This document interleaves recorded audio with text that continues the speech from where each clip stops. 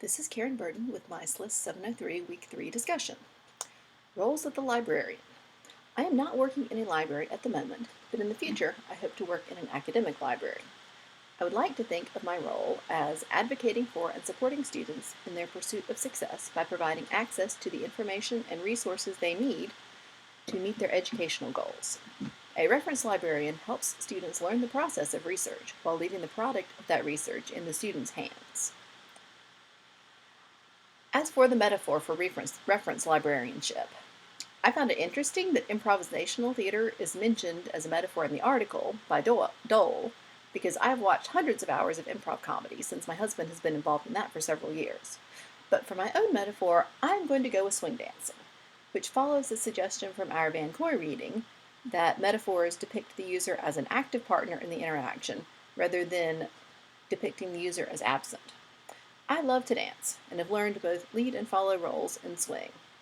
In the swing dance genre, both the leader and follower learn specific moves, but how you string them together is improvised and should follow the music. While one person is technically leading and the other is technically following, both are considered equals in terms of power dynamics. Connection and communication is the most important thing in swing dance, and is what ultimately makes a dance enjoyable.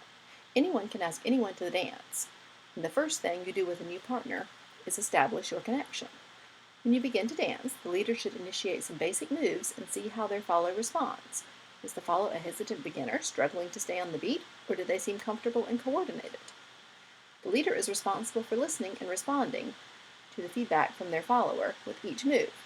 Just like in reference librarianship, you could have someone who is experienced with using databases and just needs help structuring their search, or you could have someone that's never used a database in their whole life. So back to my swing dance metaphor. The leader is responsible for listening to and responding to feedback from their follower with each move. The leader can initiate more advanced moves with an experienced follow, or simply stick to the basics.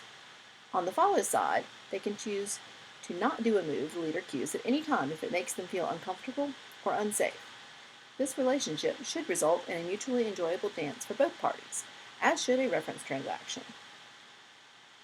So why do users seek help?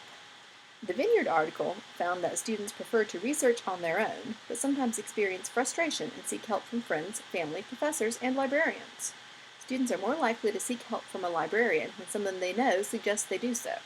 Recommendations from someone you know carry more weight than a generic advertisement of library services. And marketing library services through that personal avenue could be an effective way to increase reference services. Faculty referrals are specifically mentioned in the Vineyard study, but they also suggest building relationships with academic advisors, student success centers, and tutoring centers as avenues for future library referrals.